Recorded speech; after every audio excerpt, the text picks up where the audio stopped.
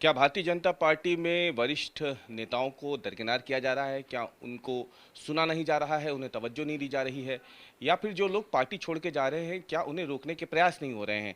ये सवाल इसलिए उठ रहा है क्योंकि एक दिन पहले ही उमा भारती, जो कि पूर्व मुख्यमंत्री रह चुकी हैं, पूर्व केंद्रीय मंत्री और भाजपा की वरिष्ठ नेता हैं, उन्होंने आरोप लगाए हैं कि जन आशीर्वाद यात्रा जब प्रदेश में निकल रही है तो उनसे पूछा नहीं गया, उन्हें निमंत्रण तक नहीं दिया गया। लेकिन और भी कई भाजपा के नेता हैं जो इस पर सवाल उठा रहे हैं। हमारे साथ रघुनंदन शर्मा जी भी इस वक्त मौजूद हैं इस पर बात करने के लिए। कैसे देखते हैं आप उमा जी के इस बयान को? उनको बड़ा डर था इस बात का कि एक बारी से ही कम से कम मुझसे बात कर ली जाती जन आशीर्वाद यात्रा में, ना मेरा फोटो है ना मुझे बुलाया गया। देखिए, उमा भारती मध्य प्रदेश के जन नेताओं में सर्वोपरि नाम उनका रहता है और उसी में गिनी जाती है।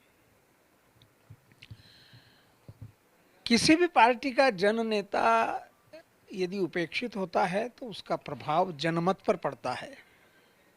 वर्तमान नेतृत्व को प्राथमिकता के आधार पर इन सब बातों को निर्धारित करना चाहिए। मुझे आश्चर्य है कि वर्तमान नेतृत्व, प्राथमिकता उनकी क्या है, वरीयता उनकी क्या है, इसका वो विचार नहीं कर रहे हैं या विचार नहीं किया है। यदि विचार नहीं किया है तो ये चिंताजनक है। उमा भारती जी ने तो अपना दर्द व्यक्त कर दिया, मीडिया को बुला करके अपनी बात कह दी। हम तो मीडिया के पास जाते नहीं।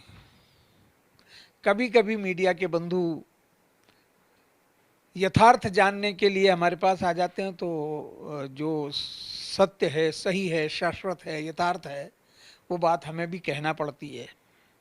लुका छुपी जीवन में कभी की नहीं, इसलिए मैं लुका छिपी की बात नहीं करता। और मैं मान के चलता हूँ कि उमा जी की पीड़ा सही है। वरिष्ठ नेता के कारण, जन नेता के कारण, भारतीय जनता पार्टी की विचारधारा के प्रति समर्पित नेता के कारण उमा जी से परामर्श करना चाहिए, उमा जी का सम्मान करना चाहिए। यद्यपि उमा भारती ही एक ऐसी नेता है कि जो सम्मान की भूखी नहीं है, लेकिन वो भले ही सम्मान की भूखी नहीं है, लेकिन उनका योगदान और उनकी निष्ठा, उनका समर्पण भाव, उनका प्रेरणा देने का योगदान अन्य किसी भी नेता से श्रेष्ठ है, बेहतर है। और इसलिए उन्हें यदि नहीं पूछा जाता है तो उनको ही पीड़ा नहीं, हमको भी पीड़ा होती है। आपकी भी पीड़ा है और कई और भी हमने बात किया आज लोगों से, उनका भी कहना था कि उनके क्षेत्र में विधान आशीर्वाद यात्रा निकली लेकिन उन्हें नहीं बुलाया गया। हम आपकी भी अगर हम बात करें तो किसी तरीके की कोई नीति निर्धारण को लेकर के बात हो, टिकटों को लेकर के बात हो, आपसे कोई सलाह मशवरा किया जाता? आप भी भाजपा के वरिष्ठ नेताओं में से शुमार तो हैं ही। अब आप लोग मानते हो कि मैं वरिष्ठ नेता हूं। पार्टी के वर्तमान में जो कर्ता धर्ता है वे माने तब ना। कार्यकर्ता मानते हैं, मीडिया मानता है, बाकी समाज के लोग मानते हैं। लेकिन अब यदि पार्टी के लोग नहीं मानते हैं तो उनको जबरदस्ती तो मनाया नहीं जा सकता। पार्टी खुश रहे, पार्टी के नेता खुश रहे, उसी में हमारी खुशी है। यदि पार्टी के नेता इसमें खुश हैं कि किसी वरिष्ठ से बात नहीं करना, तो हम भी खुश हैं उनकी खुशी में। लेकिन ये परंपरा जो डाली जा रही है, ये परंपरा ठीक नहीं है। ये परंपरा आगे आने वाली पीढ़ी के लिए प्रेरक नहीं है ना। आगे आने वाली जो पीढ़ी है वो अपने वरिष्ठ के बारे में क्या सोचेगी? वो भी इसी प्रकार का संबंध रखेगी। मुझे नरेंद्र सिंह तोमर जी का फोन आया। आप जानते होंगे, नरेंद्र सिंह नाम के एक नेता मध्य प्रदेश में है हमारे पार्टी के। उनका फोन आया कि भाई साहब आपसे मिलना है, बात करना है। मैंने कहा जरूर आइए, स्वागत है। मुझे बुलाएंगे मैं आ जाऊंगा, आप आएंगे तो स्वागत है। 1 महीने से अधिक हो गया, उनको फुर्सत नहीं है। 39 लोगों की सूची जारी कर दी। तो मुझे तो यह भी आश्चर्य हुआ कि इतनी जल्दी क्या पड़ी थी। समय से पहले जो प्रसव हो जाता है ना, तो समय से पहले प्रसव प्रसूता को भी कमजोर करता है और उस प्रसव शिशु को भी कमजोर करता है। ये सामान्य सिद्धांत हैं। इससे महत्वाकांक्षा लोगों की जो जगी हुई थी उनको विद्रोह करने का अवसर मिलता है। पहले भी इस प्रकार का होता था कि हम कई लोगों को चुनाव लड़ाने के बारे में निर्णय तक पहुंच जाते थे कि इस व्यक्ति को उस क्षेत्र से चुनाव लड़ाना चाहिए। तो मैंने तो वरिष्ठतम लोगों के साथ अंतरंग रूप से काम किया है। जो बातें बाहर कहीं नहीं बताई जा सकती थी वो सारी बातें मुझ तक रहती थी, मेरे पास रहती थी, मेरे से परामर्श होता था। कुशाभाऊ ठाकरे हो, प्यारेलाल खंडेलवाल हो, नारायण प्रसाद गुप्ता हो, कैलाश जोशी हो, सुंदरलाल पटवा हो, इनमें से कोई नेता ऐसा नहीं है जिनके साथ हमारी अंतरतम बातें न हुई हो और निर्णय भी हमने साझा न किए हो। भले ही मैं छोटा कार्यकर्ता रहा हूं और अभी भी मैं अपने आप को छोटा ही कार्यकर्ता मानता हूं, भले ही आप वरिष्ठ कहें, लेकिन अब तो परामर्श की परंपरा ही खत्म हो गई। मैं नरेंद्र सिंह तोमर के आज दिन तक इंतजार करता रहा, सूचियां घोषित हो गई। अब मुझे नहीं, हो सकता है कि चुनाव की व्यस्तता है और चुनाव के बाद वो मिलने आए मेरे से।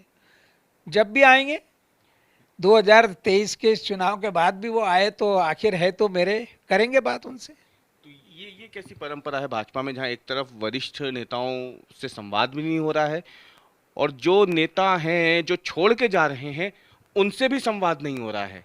तो पार्टी में संवादहीनता का कौन सा स्तर आ गया है? एक के बाद आपसे जब मेरी पिछली बार बात हुई थी तब दीपक जोशी छोड़ के गए थे, लेकिन उसके बाद से तो कम से कम आधा दर्जन नेता और छोड़ के चले गए।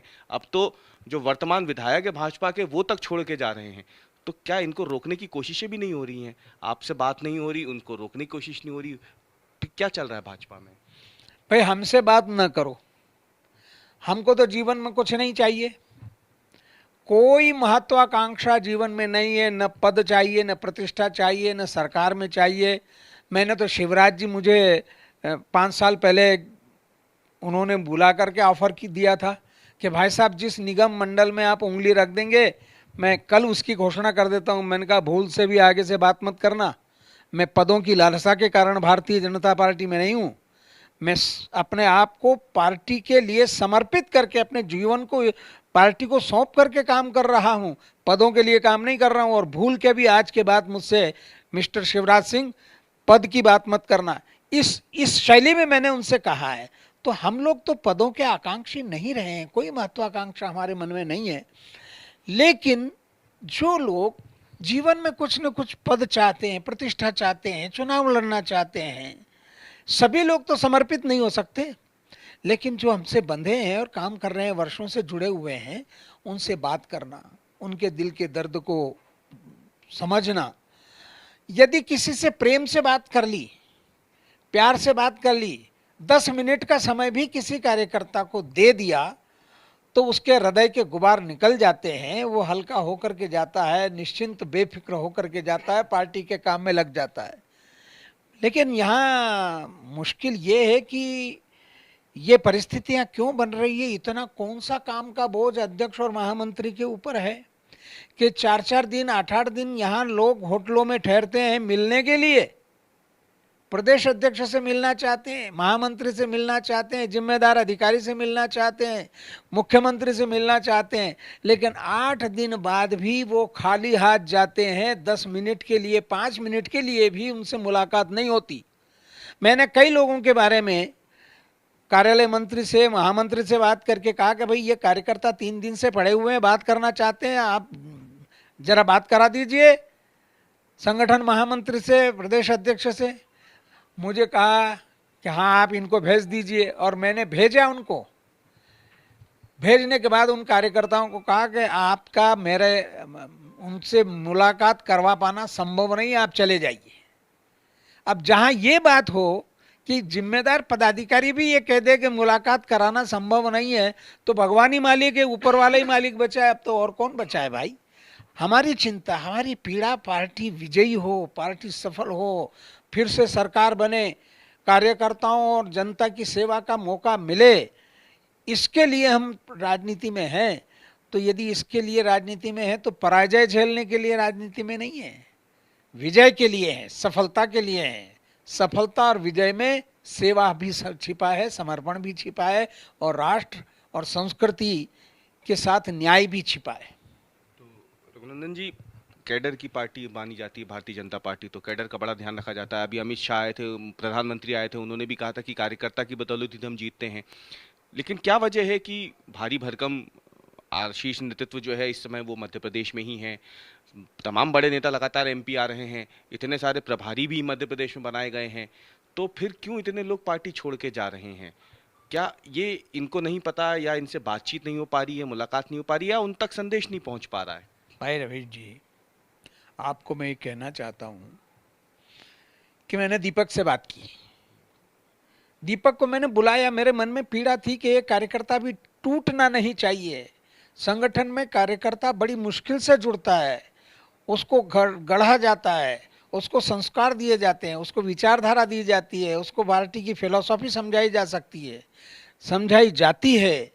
उसके बावजूद कोई पार्टी का कार्यकर्ता पार्टी छोड़ने का विचार करता है तो कहीं न कहीं वो अपमानित हो रहा है, उसको सम्मान प्राप्त नहीं हो रहा है, या उससे संवाद नहीं हो पा रहा है।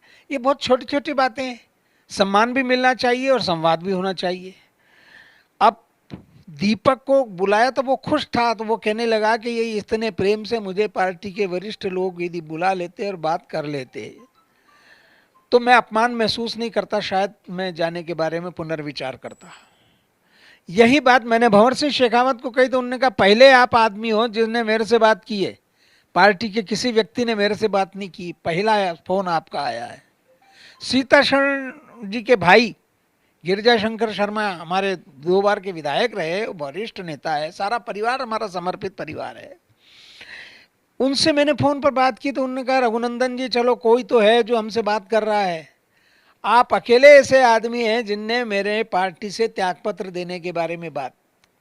मैंने उनको समझाया कि चलो त्यागपत्र दे दिया, फिर मिलेंगे, बैठेंगे, बात करेंगे, लेकिन अन्य पार्टी में जाने का विचार मत करना। तो मुझे ये लगता है कि मेरे पास कोई दायित्व नहीं है, कोई जिम्मेदारी नहीं है, न जिम्मेदारी के बारे में कोई पूछ परख है। उसके बावजूद मैं पार्टी के लिए चिंता व्यक्त करता हूँ, मैं पार्टी के लिए बात कर लेता हूँ। ये क्यों नहीं कर पाते हैं? जिम्मेदार पदाधिकारी इतने व्यस्त कहाँ हैं कि वो अपने कार्यकर्ताओं से बात नहीं कर पाते? ये पार्टी छोड़ करके जाने का सिलसिला शुभ संकेत नहीं है। बहुत बहुत धन्यवाद हमसे बात करने के लिए। थे भारतीय जनता पार्टी के वरिष्ठ नेता जो रघुनंदन शर्मा जी, इन्होंने साफ तौर पे कह दिया है कि भाजपा में ये जो नई एक परंपरा सी बनती जा रही है, संवादहीनता जो है वो कहीं ना कहीं आगामी विधानसभा चुनाव से ठीक पहले भाजपा के सामने एक बड़ी चुनौती है।